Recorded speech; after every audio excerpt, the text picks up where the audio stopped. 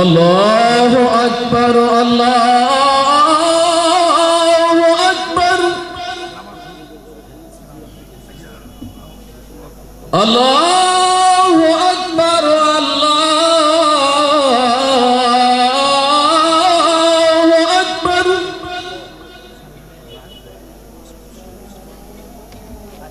আশহাদু আল্লা ইলাহা ইল্লাল্লাহ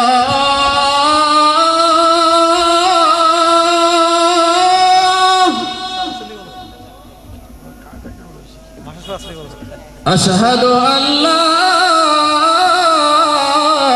إله إلا الله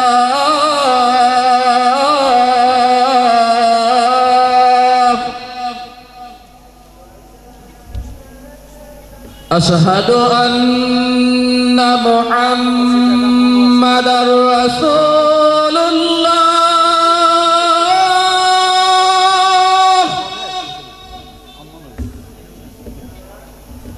أشهد أن محمدا رسول الله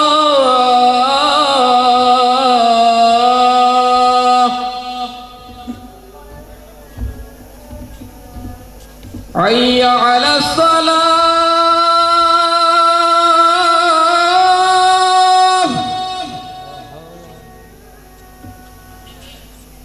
حي على الصلاة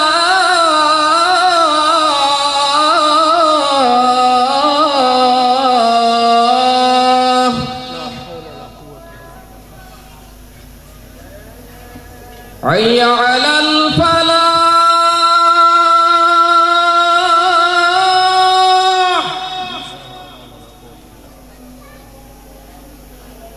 حي على الفلاح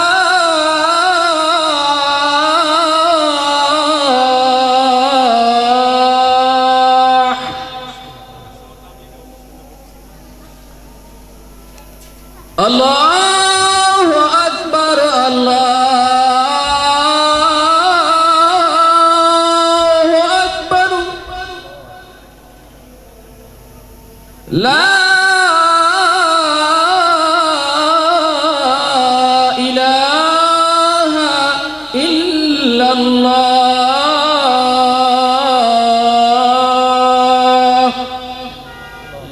আল্লাহ বেরসানে পবিত্র নাতে রাসূল সাল্লাল্লাহু আলাইহি সাল্লাম পরিবেশন করার জন্য মাহফিল কমিটির পক্ষ থেকে আন্তরিক মোবারকবাদ জানাচ্ছি।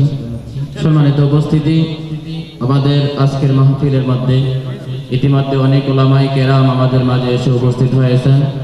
অল্প অল্প করে আমরা যথা সময় চেষ্টা করব উলামায়ে কেরামের মুখ নিঃসৃত বাণী শোনার জন্য।